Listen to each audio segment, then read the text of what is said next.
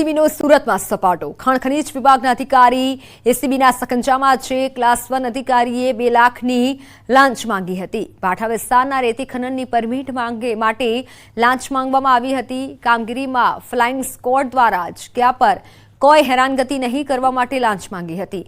Flying સ્ક્વોડના નાયબ અધિકારી નરેશ જાનીએ 2 લાખની લાંચ માંગી હતી. વચેટિયા કપિલ પ્રજાપતિને લાંચના 2 લાખ રૂપિયા આપવા અધિકારીએ જણાવ્યું હતું. જોકે એસીબીના છટકા દરમિયાન વચેટિયો રંગે હાથે લાંચની રકમ સ્વીકારતા એસીબીના હાથે ઝડપાઈ ગયો હતો. એસીબીના છટકા બાદ અધિકારી ફરાર થયા છે. તો રાજકોટના ગોંડલમાં બાયોડીઝલના રેકેટનો પર્દાફાશ થયો છે. કાગવડ પાટિયા પાસે સ્ટેટ મોનિટરિંગ સેલના દરોડા. મોટી માત્રામાં બાયોડીઝલનું વેચાણ થતું હતું. એક હોટલમાં અને 2 પંપ પર દરોડા પાડ્યા. 9 શખ્સોની ધરપકડ કરાઈ. 5 ફરાર છે. 32,000 લીટરથી પણ વધુ બાયોડીઝલ જપ્ત કરાયું છે. કુલ 68 લાખ જેટલો મુદ્દામાલ જપ્ત કરાયો છે. સ્ટેટ મોનિટરિંગ સેલ દ્વારા દરોડા પાડવામાં આવ્યા હતા. સમગ્ર કૌભાંડ જે સામે આવ્યું, મળતી વિગત પ્રમાણે મુખ્ય રાજકોટ ગ્રામ્ય વિસ્તારના ઓરડી બનાવી બાયોડીઝલનું ગેરકાયદે વેચાણ હાથ ધરવામાં આવતું હતું. ખાસ વાત તો એ છે કે પંપની સાથે સાથે કનૈયા હોટલમાંથી પણ 7,000 લીટર મળી આવતા અનેક સવાલ ઉઠી રહ્યા છે.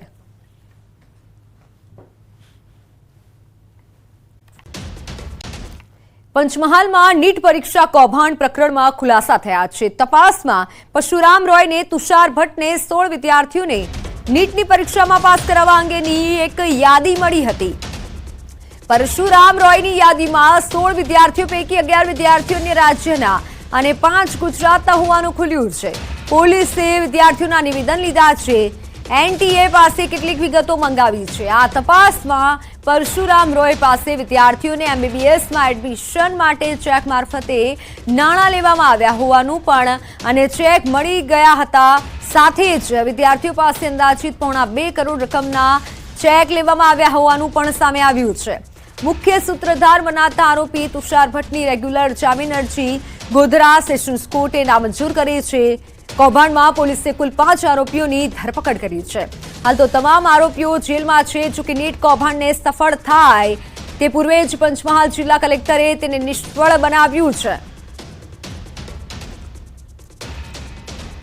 ફરી જોખમી સવારીનો વિડીયો વાયરલ થયો છે. જિલ્લાના સરહદી વિસ્તારનો આ વિડીયો હોવાની શક્યતા છે. જીપની ઉપર બેસી જોખમી સવારી કરી ઘેટા બકરાની જેમ પ્રવાસીઓને બેસાડ્યા હોય તેવું જોવા મળી રહ્યું છે. ખાનગી વાહન ચાલકોની મનમાની છે. શું આ દ્રશ્યો ટ્રાફિક પોલીસ કે બનાસકાંઠા પોલીસને નહીં જોવાતા હોય? તમે જ જોઈ લો આ દ્રશ્યો અને આ જે વિડીયો છે તેને જોઈને પણ અનેક સવાલ થઈ રહ્યા છે. ન્યૂઝ 18 ગુજરાતી પણ આ સવાલ પૂછી રહ્યું છે, શું ટ્રાફિક પોલીસને આવા દ્રશ્યો નથી જોવા મળતા? આ વિડીયો ધ્યાને નહીં આવ્યો હોય? આખરે ખાનગી શટર ચાલકોને આવો છૂટો દોર કોણે આપ્યો છે? કારણ કે જો દોર મળ્યો હોય તો જ આ પ્રમાણે ગાડી ચલાવી શકાય. ઘેટા બકરાની જેમ લોકો ભર્યા છે અને ફૂલ સ્પીડમાં આ રીતે જીપ જઈ રહી છે. ટ્રાફિક પોલીસને આ દ્રશ્યો જોવા જોઈએ અને કાર્યવાહી કરવી જોઈએ. અવારનવાર આવા દ્રશ્યો સામે આવતા હોય છે અને લોકોના જીવને જોખમમાં મૂકે તે પ્રમાણેની જે સવારી છે તે જતી હોય છે. ગામ પાસે ટ્રકમાંથી આ જથ્થાને ઝડપી પાડવામાં આવ્યો છે. યુરિયા ખાતરના જથ્થા સાથે એકની અટકાયત કરાઈ. 16,280 કિલો 350 બોરી ખાતર જપ્ત કરાયું. રૂપિયા 8 લાખ જેટલા મુદ્દામાલ સાથે કબજે લેવાયો છે. વધુ તપાસ કરવામાં આવી રહી છે.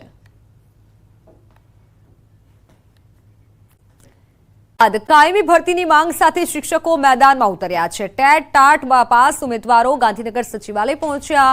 વિદ્યા સહાયક અને શિક્ષણ સહાયકની જે કાયમી ભરતીની માંગ છે, શિક્ષણ મંત્રી કુબેર ડિંડોરને રજૂઆત કરી હતી મળી અને સાથે લાંબા સમય બાદ પરીક્ષા લેતા ઉમેદવારોની વય મર્યાદા પૂર્ણ થઈ રહી છે. વય મર્યાદામાં છૂટછાટ આપવા પણ શિક્ષકોની માંગ છે. ઉલ્લેખનીય છે કે રાજ્યમાં પ્રાથમિક અને ઉચ્ચતર માધ્યમિક શાળાઓમાં 34,506 શિક્ષકોની જગ્યા ખાલી છે. એક બાજુ ગરમી અને બીજી બાજુ ભેજનું પ્રમાણ હાલ જોવા મળી રહ્યું છે, જેને લઈને રોગચાળાએ માજા મૂકી હોય તેવા દ્રશ્યો સામે આવી રહ્યા છે. અને સરકારી હોસ્પિટલ દર્દીઓથી ઉભરાઈ રહી છે। જિલ્લામાં શરદી, ઉધરસ, તાવ, શરીરમાં કળતર, ડાયરિયા જેવા રોગોનું પ્રમાણ વ્યાપક વધ્યું છે, જેના પગલે જિલ્લા આરોગ્ય તંત્ર પણ હરકતમાં આવ્યું છે। હાલ તો લોકોને આરોગ્ય તરફથી બપોરના સમયમાં વધુ બહાર ન નીકળવા અને સ્વાસ્થ્યની તકેદારી રાખવા માટે અપીલ કરવામાં આવી છે। તો આ તરફ હોસ્પિટલના અધિક્ષક દ્વારા પણ તમામ તબીબી સ્ટાફ ખડેપગે હોવાનું કહેવામાં આવ્યું છે।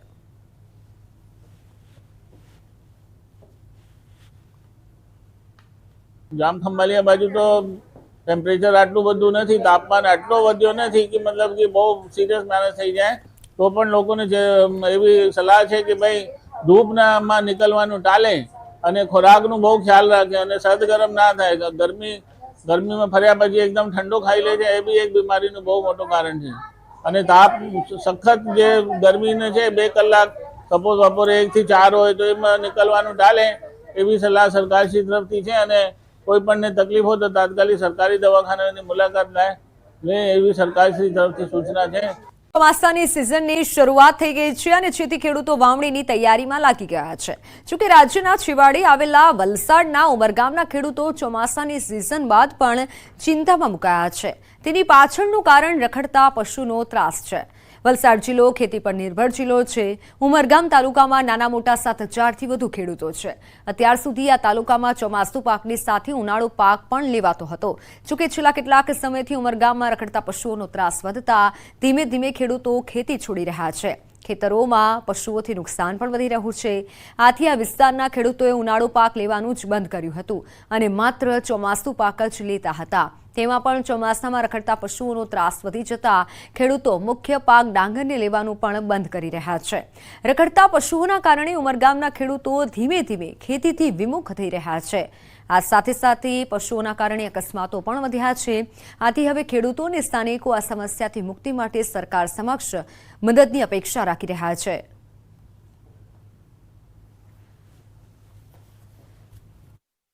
અમારા ખેડૂતોની મોટી સમસ્યા એ છે કે અહીંયા ઢોરો જે છે એ માલિકી ઢોરો રસ્તા પર છોડી દેવામાં આવે છે, ખુલ્લા છોડી દેવામાં આવે છે અને પરિણામે ઉમરગામ તાલુકાના 7000 જેટલા ખેડૂતો છે એ પોતે કુદરતી ખેતી જે કરતા હતા, ડાંગર, તુવેર કે અન્ય શાકભાજી, એ આજે કરતા નથી। એ કમ્પ્લીટલી નુકસાન થવાના કારણે એ કંટાળી ગયો છે। ઢોર માટે એટલો બધો ત્રાસ થઈ ગયો છે ને, અમારું ખેડૂતનું નામ મટી ગયું।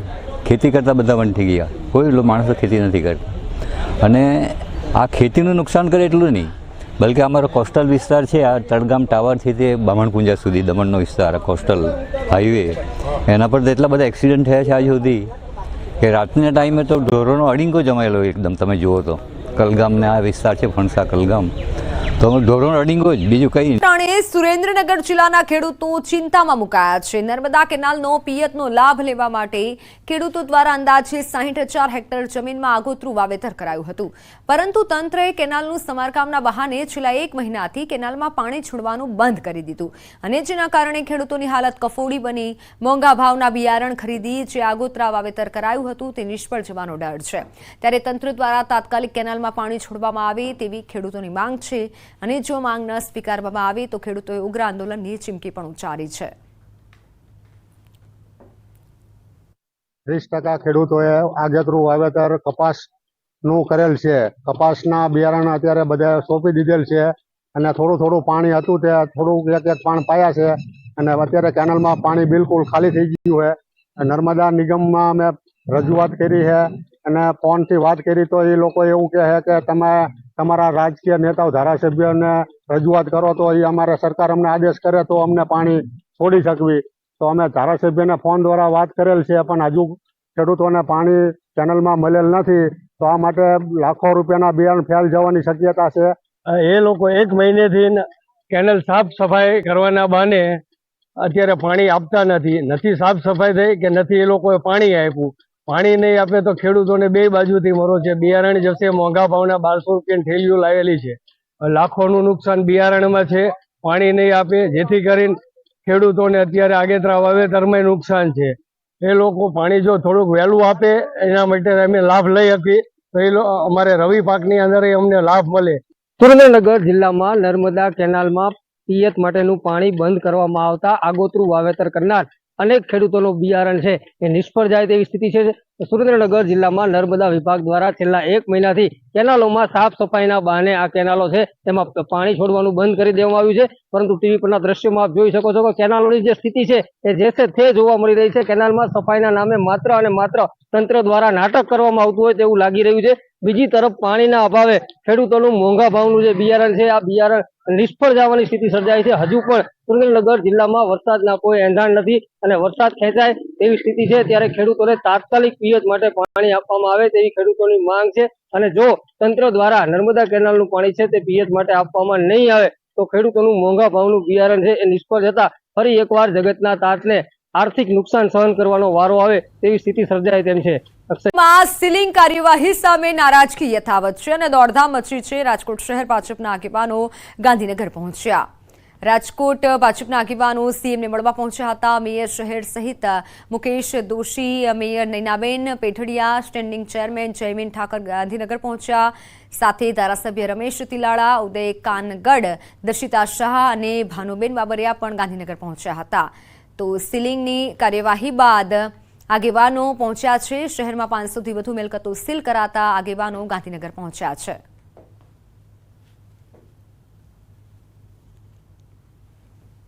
આ તરફ રાજકોટમાં વિવિધ એસોસિએશનના આગેવાનોએ રાજકોટ મનપા કમિશનર ડીપી દેસાઈને રજૂઆત કરી. ચેમ્બર ઓફ કોમર્સ, સ્વનિર્ભર શાળા સંચાલક ડોક્ટર સહિતના 112 એસોસિએશનના આગેવાનોની રજૂઆત, જેમાં કમિશનરના મતે 200 એકમોને સીલ ખોલવામાં આવ્યા છે. ફાયર એનઓસી અને બીયુ પરમિશન નથી તેવી મિલકતો સીલ કરાઈ છે. સાથે એસઓપી બનાવવાની વિચારણા ચાલી રહી છે અને 1 થી 2 દિવસમાં ચર્ચા કરી યોગ્ય નિર્ણય લેવાની વાત કરી છે. તો સાથે ફાયર એનઓસી પણ કોઈપણ જાતના વિલંબ વગર કરવામાં આવશે તેવી વાત કરી છે. કમિશનરના મતે રેસિડેન્શિયલ વિસ્તારમાં પ્રી સ્કૂલ ચલાવી શકાય પણ રેસિડેન્શિયલ બિલ્ડિંગમાં નહીં. છેલ્લા અઠવાડિયા ત્યાં રાજકોટના તમામ વેપારીઓ, ઉદ્યોગકારો અને આમ પબ્લિક જે કંઈક હેરેસમેન્ટ છે, ખાસ કરીને સીલિંગની જે પોઝિશન પ્રક્રિયા છે એના અનુસંધાને ઘણા બધા વેપારીઓના કમ્પ્લેન હતી. એટલે રાજકોટ ચેમ્બરે ગઈકાલે વિવિધ એસોસિએશન સાથે મિટિંગ કરી અને આજે મ્યુનિસિપલ કમિશનરશ્રીને આવેદનપત્ર પાઠવ્યું છે.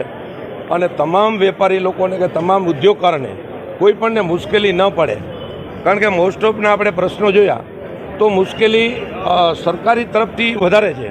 જિલ્લામાં જર્જરિત કચેરીઓ ખાલી કરવા માટે આદેશ અપાયો છે. તાત્કાલિક વૈકલ્પિક વ્યવસ્થા કરવા માટે પત્ર જાહેર કરાયો છે. જૂના થાણા કેમ્પસમાં આવેલી 40થી વધુ કચેરીઓ ખાલી કરાશે. ભૂકંપ વિરોધી સ્ટ્રક્ચર ન હોવાથી તાત્કાલિક ખાલી કરવા સૂચના અપાઈ છે. કચેરી ખાલી કરાયા બાદ બહુમાળી ભવનનું પણ ડિમોલિશન કરાશે.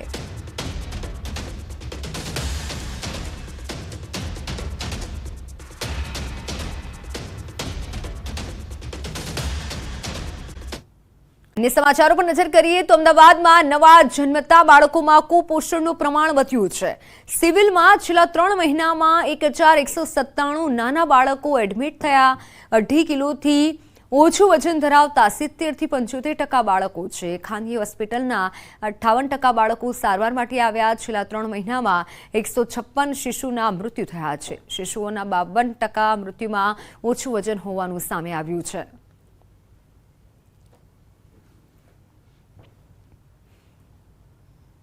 બાળકો આવી બધી તકલીફ સાથે civil hospital, tertiary care centre હોવાથી અહીંયા લાવવામાં આવે છે. ને છેલ્લા 3 મહિનાની જો હું વાત કરીશ તો 1197 નાના તાજા જન્મેલા બાળકો સિવિલમાં દાખલ થયા છે. અને આ જે 1197 છે એમાં અમારા ઇનબોર્ડ એટલે કે જેની ડિલિવરી અહીંયા થઈ હોય, જે અહીંયા જન્મ લીધો હોય એવા બાળકો 53% છે. અને 47% કિસ્સાની અંદર આ બધા બહારથી રિફર થયેલા છે. જેમાં પ્રાઇવેટ હોસ્પિટલ ગણશું, બીજી મેડિકલ કોલેજ ગણશું અને એવા બધા ઘણા બધા બાળકો ઘરેથી પણ આવ્યા છે. કે એવી રીતે આ એક ટર્શરી કેર સેન્ટર હોવાથી એટલા બાળકો તો બહારથી અહીંયા ટ્રાન્સફર કરવામાં આવે છે. વાત દ્વારકાની. દ્વારકામાં દરિયાકાંઠેથી ફરી એકવાર બિનવારસી ચરસ મળી આવ્યું છે. મોજબ દરિયાકાંઠેથી 850 ગ્રામ ચરસ મળી આવ્યું છે. દરિયા કિનારેથી 42 લાખનો ચરસનો જથ્થો ઝડપાયો છે. 3 દિવસમાં બીજી વખત ચરસનો જથ્થો ઝડપાયો છે. અવારનવાર દ્વારકાના દરિયા કિનારેથી ડ્રગ્સ અને ચરસના જથ્થા ઝડપાઈ રહ્યા છે. 2 દિવસ પહેલા વરવાડા ખાતે 30 કિલો ચરસનો 16 કરોડથી વધુનો જથ્થો ઝડપાયો હતો. બિનવારસી હાલતમાં મળી આવ્યા બાદ વધુ એક બિનવારસી હાલતમાં જથ્થો મુજબ ગામના દરિયા કિનારાથી 850 ગ્રામ મળી આવતા ચકચાર મચી છે.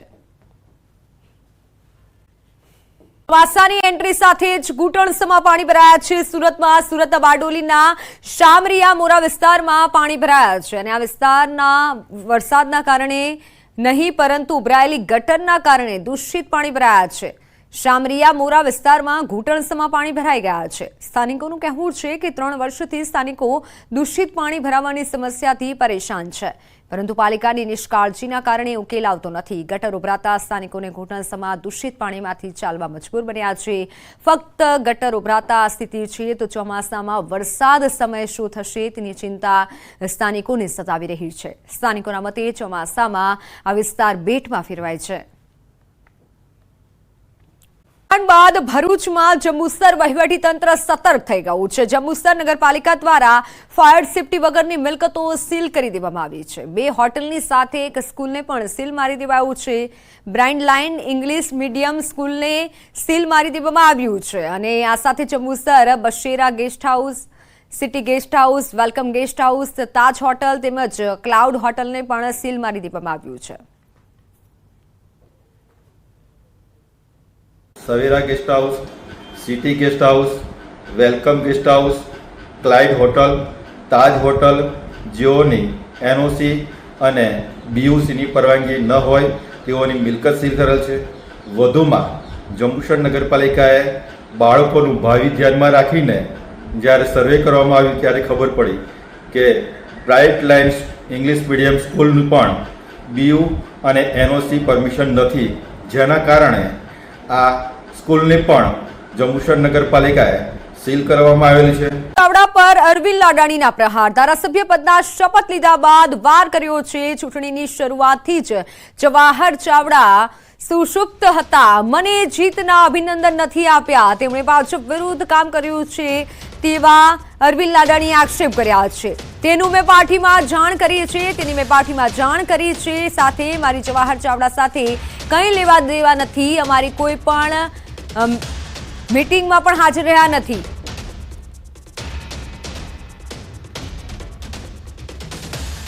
જ્યારે ચૂંટણીની શરૂઆત થઈ ત્યારથી જવાહરભાઈ સુષુપ્ત હતા. અમારી કોઈ પણ મિટિંગમાં જ્યારે મોદી સાહેબ આવ્યા ત્યારે કે પાટીલ સાહેબ આવ્યા ત્યારે એક પણ મિટિંગમાં હાજર નહોતા. પોતે ક્યાંય ખુલ્લી રીતે અમારી સામે આવેલ નથી, પણ ક્યાંક ને ક્યાંક એમનો પરિવાર ભારતીય જનતા પાર્ટીની વિરુદ્ધ કામ કરેલ છે અને તેમાં પાર્ટીને જાણ કરેલ છે. જવાહરભાઈ જે કરવાનું હોય એ એની પ્રવૃત્તિ છે, મારે એમાં કાંઈ લેવા દેવા છે નહીં. હું ભારતીય જનતા પાર્ટીમાં જોડાણો, ભારતીય જનતા પાર્ટી મને ટિકિટ આપી અને હું ભારતીય જનતા પાર્ટીમાંથી ધારાસભ્ય તરીકે જીતો. પક્ષની જે કાંઈ કામગીરી કરવાની થાય, પ્રજાના કાર્યો કરવાનું થાય, હું કાંઈ નહીં કરતો રહીશ. એમાં મારે જવાહરભાઈને કોઈ લેવા દેવા થતા નથી. હદમાં આવેલા 45 હિન્દુ મંદિરોને નોટિસ ફટકારવામાં આવતા હિન્દુ સમાજના લોકો રોષે ભરાયા છે. આ અનધિકૃત જગ્યા પર આવેલા 45 મંદિરોને નગરપાલિકા દ્વારા પુરાવા રજૂ કરવા માટે નોટિસ ફટકારાઈ છે. લોકોનો આક્ષેપ છે કે માત્ર હિન્દુ મંદિરોને જ ટાર્ગેટ કરી નોટિસ અપાઈ છે, અન્ય ધર્મસ્થાનને નહીં, પરંતુ હિન્દુ સમાજના લોકોએ આક્ષેપ કર્યો છે, જેને લઈને હિન્દુ સમાજના લોકોએ કલેક્ટરને હિન્દુ મંદિરોને યથાવત રાખી હિન્દુઓની આસ્થાને ઠેસ ન પહોંચે તેવી રજૂઆત કરી છે. જિલ્લા કલેક્ટરને આવેદન આપ્યું છે. સુપ્રીમ કોર્ટના આદેશ પ્રમાણે કાર્યવાહી કરવામાં આવી રહી છે તો 45 મંદિરોને નોટિસ. જ્યારે હિન્દુ સમાજમાં રોષ વ્યાપ્યો છે. અનધિકૃત જગ્યા પર બાંધકામની પાલિકાએ નોટિસ ફટકારી છે. પુરાવા રજૂ કરવા માટે પાલિકાએ નોટિસ આપી છે. 45 જેટલા હિન્દુ મંદિરોને નોટિસ ફટકારાતા હિન્દુ સમાજમાં રોષ જોવા મળી રહ્યો છે, હિન્દુઓમાં રોષ જોવા મળી રહ્યો છે અને સાથે જ માંગ કરવામાં આવી છે કે આ રીતે ટાર્ગેટ ન કરવામાં આવે. સાથે જ ટાર્ગેટ કર્યાનો આક્ષેપ કર્યો છે. કલેક્ટરને હાલ તો આવેદનપત્ર આપવામાં આવ્યું છે. હિન્દુઓની આસ્થાને ઠેસ ન પહોંચે તે માટે આવેદન અપાયું છે. નગરપાલિકા દ્વારા જે આપણા આસ્થાથી બંધાયેલ ધાર્મિક દેવસ્થાનના મંદિરોને જે નોટિસ આપવામાં આવી તેના અનુસંધાને જે મંદિરોને નોટિસ આપવામાં આવી હતી એ સર્વે મંદિરના પૂજારી અને હિન્દુ સમાજ દ્વારા જે આ કલેક્ટરને એક આવેદનપત્ર દેવામાં આવ્યું છે, કેમ કે જે તે સમયે નગરપાલિકા દ્વારા જે સર્વે કરવામાં આવ્યું હતું એ માત્ર ને માત્ર હિન્દુ સમાજને ટાર્ગેટ કરીને સર્વે કરવામાં આવ્યું હતું. તો હકીકતમાં જેને સર્વે કર્યું છે એને શું બીજા કોઈ એવા સ્થળ ન દેખાણા કે જે હકીકતમાં નગરપાલિકાની જે જગ્યા દબવીને બેઠા છે વર્ષોથી? આ જલારામ મંદિરે એક મિટિંગ 45 મંદિરો અને સર્વે સંગઠનના સાથીઓ જે સંગઠન હોય હિન્દુઓના, એમની એક મિટિંગનું આયોજન કરેલ. એમાં નક્કી કરેલ કે મંદિરના જે સંચાલકો, મંદિરની આસપાસ રહેતા લોકો એક આવેદનપત્ર આપે. એ આવેદનપત્રની નકલ બધા મંદિરોને આપી બધા જ મંદિરવાળાઓએ સહી સિક્કા કરી અને આ આવેદનપત્ર ભારત સરકારને મોકલી આપેલ છે. તો આ મુદ્દે મોરબી જિલ્લા કલેક્ટરે જણાવ્યું હતું કે સુપ્રીમ કોર્ટના આદેશ પ્રમાણે કાર્યવાહી થઈ રહી છે અને હજી સુધી ક્યાંય પણ સ્થળોમાં ધાર્મિક સ્થળોમાં તોડફોડ કરાઈ નથી. તમામ ધાર્મિક સ્થળોને પુરાવા રજૂ કરવા નોટિસ આપવામાં આવી છે. તો આ પ્રકારની નોટિસ કોઈ એક ધર્મના ધાર્મિક સ્થાનોને નહીં પરંતુ તમામ ધર્મના સ્થાનોને નોટિસ આપવામાં આવી છે. નામદાર સુપ્રીમ કોર્ટ દ્વારા નામદાર હાઈકોર્ટ મારફતે આ કાર્યવાહી કરવાની સૂચના આપવામાં આવી છે. હાલ આ બાબતે પ્રાંત અધિકારી અને નગરપાલિકાના અધિકારીઓ દ્વારા ફક્ત માહિતી મેળવીને નોટિસ આપવામાં આવેલ છે અને તેઓને પોતાની જાતે જ આ જે આ દબાણ હોય એ દૂર કરવા માટે સૂચના આપવામાં આવેલી છે. હાલ કોઈ એ પ્રકારની તોડફોડની કે અન્ય કોઈ કામગીરી કરવામાં આવેલી નથી.